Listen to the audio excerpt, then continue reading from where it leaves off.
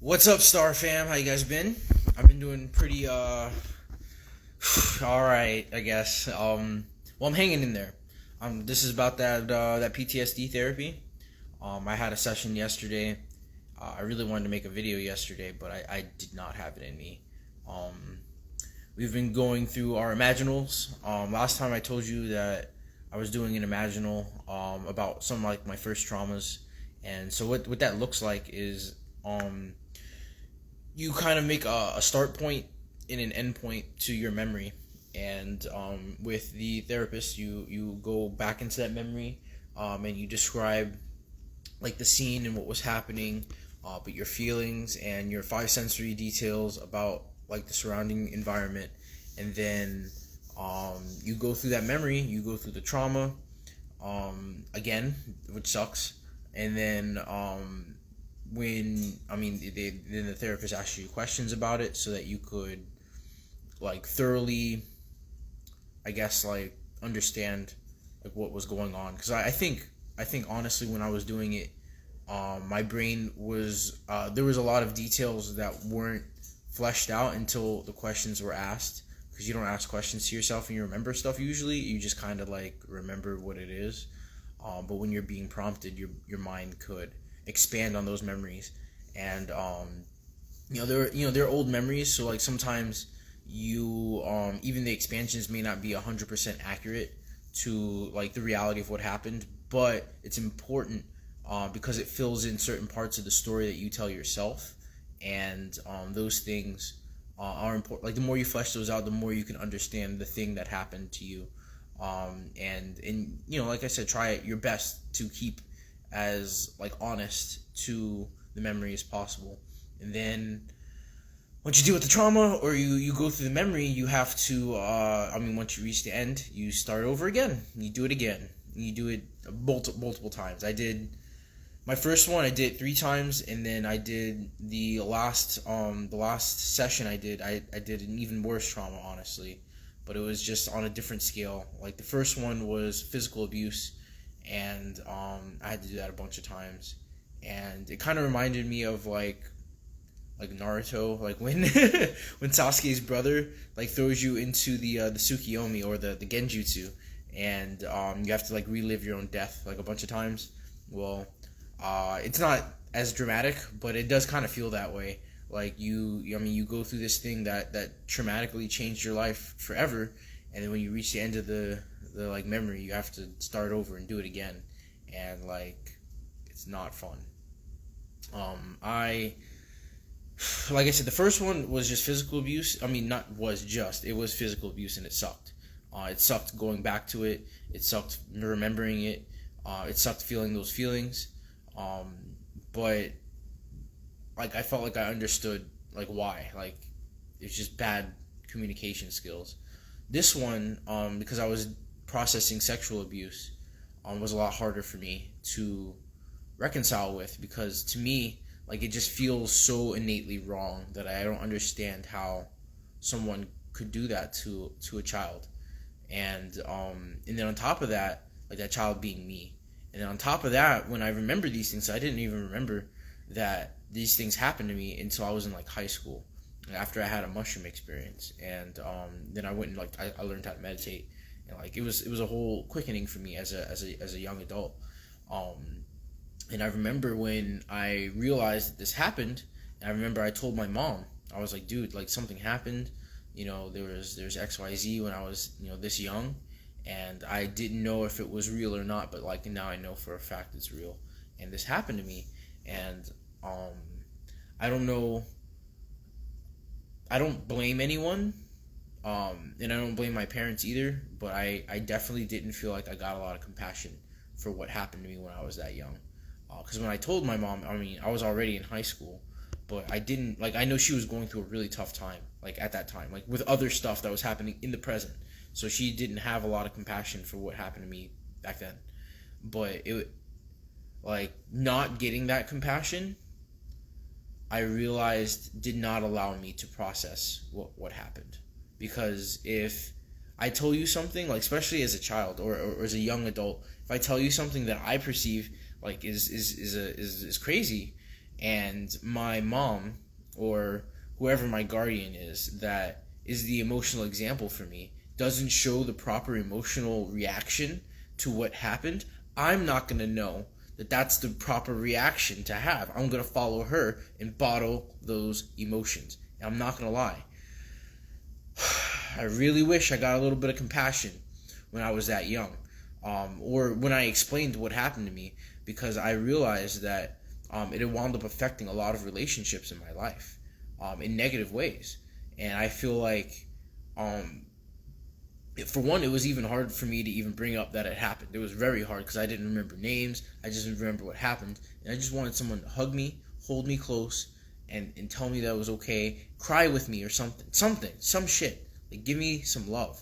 And I didn't feel like I got that. And if I did get that, I don't remember. And that could also be because I was still dealing with present trauma that my mom was also dealing with at that very moment. So, like I said, I can't really be mad because I understand the extraordinary circumstances in which my life was going through. But also, like, I really, really needed that compassion to heal these deep wounds. And I finally feel like with my therapist, like, I definitely feel like she gets it. And explaining it and explaining how it affected me was really, really important. So, guys, like, compassion is so key to healing, because you can't heal if no one else recognizes that you're hurt. Like, you can, but it's so much harder. You don't heal it fully, I feel like, because like I've came to terms with it. Like, okay, cool, that happened, but like, and like when I say it about myself, like, it's fine. Like, when I tell my trauma, I'm like, this is just the story that I've told myself. Like, I know I experienced it, but I survived it, so I'm fine. But when I hear other people say the story, like my story, when my therapist tells me back the things that I just told her, I can hear the impact of it differently. And it opened up my eyes and my heart in a way that had been closed for a very long time. And during my session, I didn't just like open my heart and just start like bawling, but we definitely talked a lot, and I got to experience, like I said, I felt a lot of energy. Like, I remember in my memory, I was trying to find the emotions because I could not be in the child body. Like, I was third person pretty much most of the time. And I know that my emotions rely in my body, but they were just so dense. Like, they felt solid. Like, I could not penetrate them with normal means. And I was like, fine. Like, if I can't experience them because they have nowhere to go, then I need to use it. Like, I have to use it. And this is something that I want to share with everyone. It's so important. You are going to get hurt in this lifetime, and you are going to feel bad. Just going to feel bad. But that stuff, like that feeling, is your humanity. Like, if I was able to go and like feel, like see all those emotions, see all those events, and not feel anything, then I've lost connection with my own humanity. And that's not good. And that's crazy. Like if I wasn't able to cry for myself, then what have I done? You know what I mean? Like, where I've lost my heart. When other people cry for you, it makes you feel like you're understood and you're heard, and it makes you feel healed. It makes you feel like you didn't go through that trauma for no reason. Someone is gonna grow from it. Someone saw you. Someone cared for you. Someone wrapped you up. They couldn't have stopped it. It happened. They can't erase the past, but they can make the right now feel better. And you can feel more included in the world around you, because the thing is, a lot of people experience pain too. And when we share our pains and we share our traumas with each other, and we come to each other and we're emotionally raw, and we're like, hey man, like right now, how I'm doing with you guys, like, dude, I was going through it. And having your attention for this little bit really, really helps me feel like I'm being heard. It makes me feel like that little Jay, that little part of me in there, he got his story out, and he survived something that most people couldn't. And I think that that's the reason why I brought like Dupe's Closet, the podcast, into being. I wanted people to get out and talk and tell their stories and their pain so that they can heal, because I know that we have some dark shadows. here on this earth, and things happen to each other. Like, things happen, whether we do them or things happen to us, but they happen. And I think that the only way to heal is to tell the truth. We have to tell exactly what happened as best as we can. And but the thing is, it's not showing just the police record, like this happened and this happened and this happened. Like, you have to tell the emotions. Where did it hurt? How did it hurt? Feel those emotions. Because the thing is, most people, when they're reading a story, it's not about the words. It's not about what happened and how big the action is or how grandiose anything is. It's about the emotions. It's about how the person feels. And the thing is, when you go through pain like that and you open your heart out to others and they're ready to receive you, they're gonna feel it. And it's gonna change their lives, but it's also gonna change yours in ways that you may not understand. And so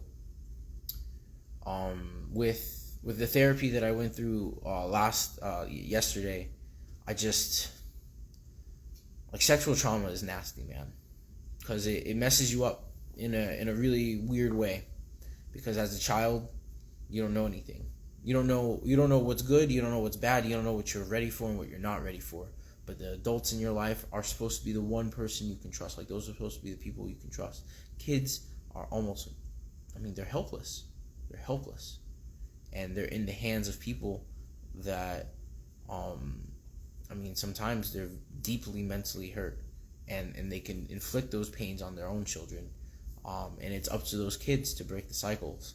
Because what winds up happening is when you go through those type of traumas, whether you're conscious of it or not, you wind up, you have a very high chance of doing those traumas to other people. And it's very, very important that you recognize what happened to you so that you don't do it to other people. You have to make sure that you are the last straw. You're the last man that happens to under your watch. That pattern is not going to continue through you. And there are many patterns embedded in my family. My family needs a lot of healing in a lot of different ways. And I know that a lot of the things that they need healing are, like, there are codes within me. And the only way, I can't heal them directly because they'll hurt me, or my heart will break, or they won't accept me at all, like one of those. But when you heal, everyone else heals. That's the biggest thing, because we're all connected. So when you're over here and you're breaking down your boxes and you're sharing and you're trying your best to get your shit together, and you're explaining to other people, like, hey, I'm trying to get my shit together. Please, compassion for me, because I'm trying my best. Like, I'm trying as humanly possible to get my heart back and together so that I can be present with you right now. Can you please spare me? Spare me. Like, it's so much easier to have compassion for people when they can see your backstory, when they can see your heart. But when you hide your heart behind lies, shadows, and masks, when you hide your heart, it's impossible for other people to trust you. It's impossible for you to heal because you're hiding from yourself. And it's impossible for you to change because you are not accepting the pain of what you've lived or what you've done or whatever you're hiding. You have to accept it. You have to accept it, or it's going to eat you away. The thing is, you wear that mask, that fake thing, and while you're wearing that mask, your soul, the thing that you really are, the truth, is dying inside of you, and it starts to stink like a corpse, and it starts to pour out putrid smells and foul odors out of that mask, and people start to realize that mask is just a front. And so no matter how hard you try to wear a mask, people are always going to smell it. They're going to be like, there's something in you that you're not sharing. And, like, not everyone is keenly aware about those things. Some people don't care, but I definitely can smell it. I can tell when people have things inside of them that they still need to process. And when they hide their hearts from me, I can tell. When you come to me with your heart open, though, I look at it as a big opportunity to heal together. Because when your heart is open, it gives me invitation to open my heart too. And when we have two hearts open, Now we're sharing tears. You see what I mean? Now we're sharing pain. We're lifting burdens off of each other. Because the thing is, like, what happened to me hurt. But when you heard it, when you shared your compassion with me, when you opened your heart, you took a lot of that burden off of my shoulders. Because now I feel like that story has been heard. That story doesn't have the same weight in your mind. It still has weight. Don't get me wrong. This stuff is heavy. It still has weight. But the thing is, when someone else shares with me, they're like, hey, like, I've been going through X, Y, and Z in my life. And then I hear their story, and I'm like, hey, this is not as bad as what I went through. Because I didn't personally have to go through his story. So hearing his burdens, I'm taking the weight off of his shoulders. And the weight is lighter on me than it is on him. And he's taking the weight off of my shoulders by listening to my story. And the weight on his shoulders is less than the weight on mine because he didn't have to go through it personally. And so by sharing stories, by swapping stories, we take the weight off of each other. And then when that weight comes off, we're able to start healing. And we feel heard. And you build a bond. You build a bond of experience. Shared pain. I know it sounds like how a trauma bond would work.